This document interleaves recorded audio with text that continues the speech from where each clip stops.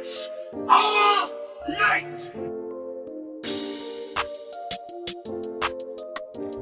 What is happening, guys? We're jumping right into it. Seahawks versus the Browns, week 6. Number 54, Bobby Wagner is desperately trying to rally his defense after a rough start in the first quarter. He's looking at the scoreboard, and it's 20-6. The defense, they need a spark here. And a spark they got. Let's jump right into the film. The first play I want to break down for you guys is a Browns offensive possession. It's 2nd and 10, and Browns come out in an empty set here. Seahawks match that with what looks like pretty tight man coverage pre-snap across the board. On the snap of the ball, Seahawks end up blitzing their middle linebacker, which means they're bringing pressure with 5. Baker Mayfield feels that pressure coming pre-snap as Seahawks do show blitz and knows he has to get rid of the ball. So what are the Browns going to do here but run a good man-beater route combination? And what we have is a rub route at the top of the screen. To break that down a little bit for you guys, a rub route, the idea behind it is to basically set a pick. So one of the wide receivers' goal is to get in the way of the coverage defender for the other wide receiver. So OBJ actually trips up the coverage linebacker for the Seahawks here, and Nick Chubb is freed up in the flat, which is pretty good execution on their part. But there's a problem. Baker Mayfield throws the slant, and there's nobody there to catch it, except for Seahawks corner Trey Flowers, who's floating over the top of the pick play. This is one example of a lot of miscommunication that's going on between the Browns wide receivers and Baker Mayfield this year, and the first of many problems that we're analyzing in this game. Later that quarter, Browns are inside the red zone.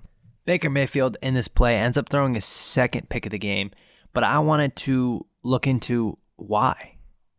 To be honest, it's a couple of reasons. Let's look on the Browns side of the ball first. Right off the bat here on 2nd and 8, we get a lousy play action fake. Everyone's eyes are on Baker Mayfield now. Obviously, if he's doing a lousy play action fake, it's not going to be a run. Second thing here is Baker Mayfield and his eyes. Watch the greats.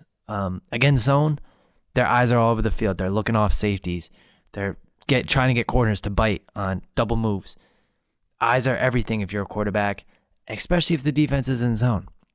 Baker Mayfield's eyes do not leave Jarvis Landry this entire play.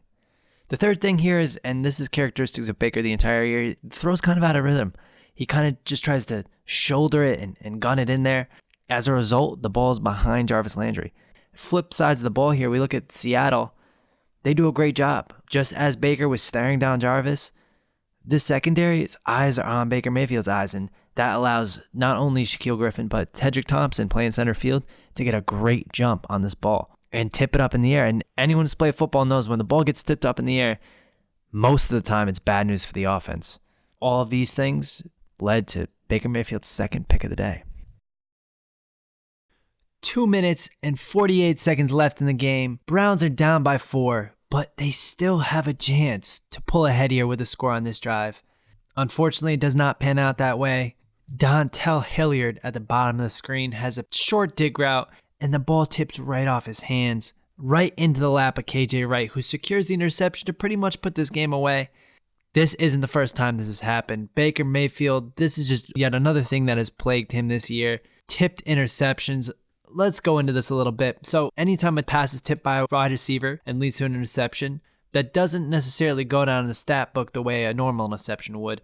They actually keep track of this, something called adjusted interceptions, which corrects for externalities like Hail Marys, defenders dropping picks, and yes, of course, the dreaded tipped pass.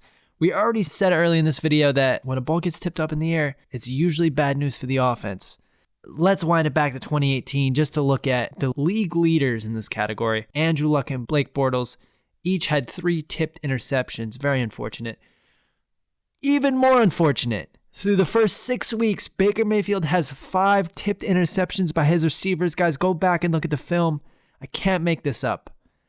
Now, while Baker Mayfield and the Browns are responsible for a lot of the lows this year, the ball certainly does not seem to be bouncing their way, quite literally. I say look for them to turn around in the back half of the year and even possibly be in contention to win a mediocre division. Thanks for tuning in. Until next week, take it easy.